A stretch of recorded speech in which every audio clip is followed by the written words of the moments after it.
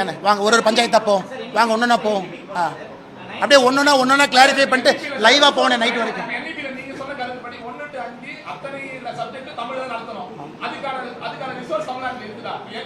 அண்ணே ஒரு நிமிஷம், என்னண்ணே பேசுறீங்க? ஒரு நிமிஷம் அண்ணே, ஒரு நிமிஷம். கேவியில் ஜெர்மன் வரைக்கும் போயிட்டாங்க. தேர்ட் லாங்குவேஜ் ஜெர்மன் இருக்கு, தமிழ் இருக்குன்னு அந்த அக்கா கேவியில் டீச்சரா இருக்கிற அக்கா. இப்போ நான் சொன்னா கூட அடுத்து நீங்க என்ன கேள்வி கேட்பீங்க? அண்ணா நீங்க கேவிலியா வேலை பார்க்குறீங்க, ஒருவேளை கேவியில் தமிழ் இருக்குன்னு சொன்னா ரெண்டு அடுத்த கேள்வி கேட்பாங்க. நீங்க கேவியில் வேலை பார்க்குற ஐடி கார்டை காமங்க ஒத்துக்கிறேன். கேவியில் வேலை பார்க்குற அக்கா வந்து நான் கேவியில் தாங்க வேலை பார்க்குறேன், தமிழும் படிக்கலாம் ஜெர்மனும் படிக்கலாம், தனியாக சர்டிஃபிகேட்டு கொடுக்குறாங்க. சொல்லுங்க.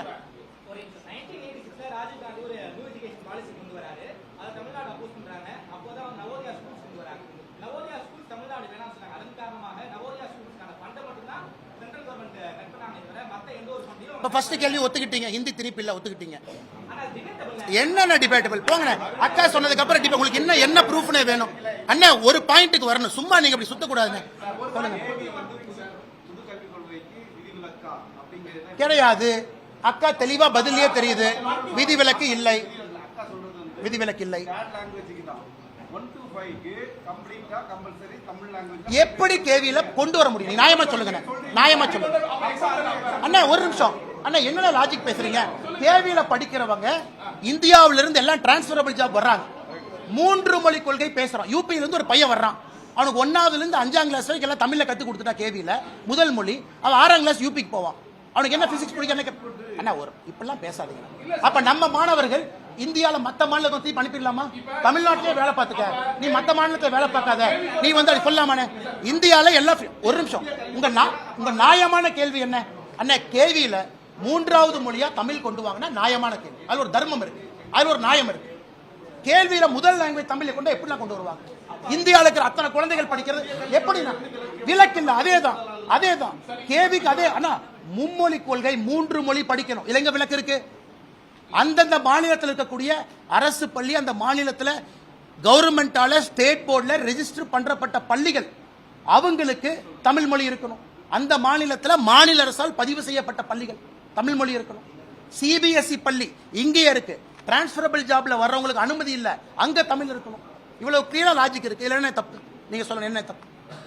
மாநில அரசால் பதிவு செய்யப்பட்ட பள்ளிகள், சிபிஎஸ்இ மத்திய அரசு அனுமதி வாங்கி மாநில அரசு அனுமதி வாங்கி நடத்தக்கூடிய பள்ளிகள் எல்லாம் இருக்கு. இல்லைன்னா தப்புன.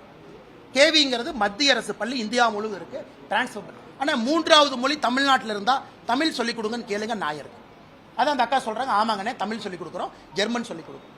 இப்படி சொன்னா அப்படி, அப்படி சொன்னா இப்படி, எப்படி அது?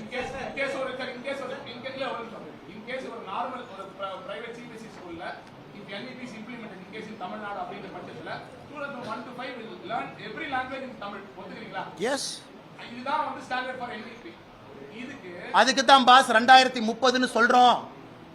என்இபி எடுத்து படிக்கணும், படிக்காம பிரஸ் மீட்டுக்கு வந்தா எப்படி? என்ன என்இபி படிச்சீங்களா இல்லையா? இம்ப்ளிமெண்டேஷன் இயர் எந்த இயர்? இம்ப்ளிமெண்டேஷன் இயர் எந்த இயர்? எல்லாம் இம்ப்ளிமெண்டேஷன் இயரா? 2030க்குள்ள நீங்க ட்ரெயின் பண்ண மாட்டீங்களா? 2030ல full NEP phase wise implement ஆயிட்டு வருது. 2030ல ஃபுல் இம்ப்ளிமெண்டேஷன் ஆகும்போது கிளாஸ் 1 தமிழ் லாங்குவேஜ் வந்துடும். 5 வருஷம் இருக்கு, தயார் பண்ண மாட்டீங்களா? சரி, நீங்க வந்து இத்தனை நாளா சார் நாங்க தமிழ் மொழியில கத்து கொடுக்கறோம் கூட, அப்ப தமிழ் பாட சொல்லி கொடுக்கற ஆசிரியர் கூட தயார் பண்ணலையா?